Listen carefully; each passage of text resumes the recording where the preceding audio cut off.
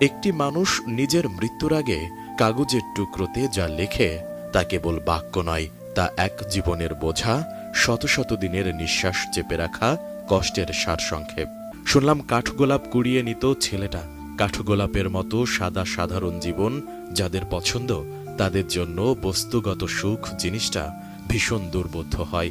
এই দুর্বোধ্যতা নিয়ে খুব আত্মতৃপ্তিতে জীবনটা কাটিয়ে দেওয়া যায়। তবে বিপত্তি ঘটে তখন, যখন জীবনসাথী গর্ভধারিণীর মতো অতি প্রয়োজনীয় সম্পর্কের মানুষগুলো অতিরিক্ত বস্তুগত সুখে বিশ্বাসী হয়ে পড়ে। বেচারা সেই গাড়াকলে পড়ে জীবন থেকে পালানোকে সহজ বোধ করেছে।